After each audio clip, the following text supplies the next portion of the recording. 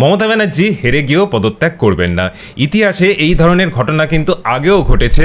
কারা কারা আছেন এই দলে যারা একইভাবে হেরে গিয়েও ক্ষমতার গদিকে ছাড়তে অস্বীকার করেছিলেন? প্রথমে আসে যার নাম, তিনি হলেন হিটলার। 1932-এ তিনি জার্মানির প্রেসিডেন্ট পল ফন হিন্ডেনবার্গের বিরুদ্ধে নির্বাচনে শোচনীয়ভাবে পরাস্ত হন, কিন্তু কিছুতেই তিনি তার হার স্বীকার করতে রাজি হননি। অতঃপর হিটলারের জনপ্রিয়তার জন্য হিন্ডেনবার্গ তাকে চ্যান্সেলর অর্থাৎ সরকারের প্রধানের পদে নিয়োগ করেন। হিন্ডেনবার্গের মৃত্যুর পর প্রেসিডেন্ট আর চ্যান্সেলর এই দুটো পদকে একসাথে করে দিয়ে এক স্বৈরতন্ত্রের সূচনা করেছিল হিটলার। তার অন্তিম পরিণতির কথা আমরা সবাই জানি। এরপরে আসে লিবিয়ার গদ্দাফির নাম। 2011-তে আরব দুনিয়াতে গণবিক্ষোভ দেখা দেয়, যাকে বলা হয় আরব স্প্রিং। বিক্ষোভকারীরা গদ্দাফির পদত্যাগ দাবি করলে তিনি জানান যে তিনি কোনো রকম সরকারি পদে নেই, তাই কোনো পদত্যাগের দরকারও নেই। কিন্তু কোনো সরকারি পদ ছাড়াই, কোনো রাষ্ট্রীয় কাঠামো ছাড়াই গদ্দাফি একজন স্বৈরাচারীর মতো শাসন চালাতেন। 2011-তে বিদ্রোহীদের হাতে তার মৃত্যু হয়।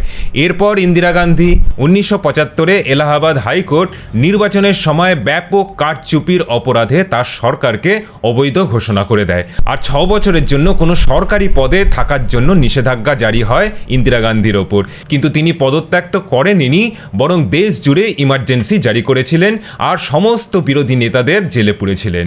এরপর ডোনাল্ড ট্রাম্প 2020-তে প্রেসিডেন্সিয়াল ইলেকশনে হারার পর তিনি পদত্যাগ করতে অস্বীকার করেন, বলেছিলেন যে ইলেকশনটাই অবৈধ আর নানা রকমের রাজনৈতিক আর আইনি জটিলতা তৈরি করেছিলেন।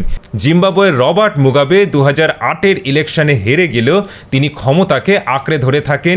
বিরোধী নেতা এবং সমর্থকদের ওপর এমন অত্যাচার শুরু করেন যে বিরোধীরা মনোনয়ন প্রত্যাহার করে নেয়। 2017-তে 37 বছর ক্ষমতাতে থাকার পর মুগাবেকে ক্ষমতাচ্যুত করা হয়।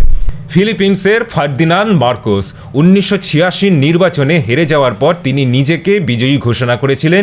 এরপর গণবিক্ষোভ দেখা দেয় আর তিনি নির্বাসিত হন।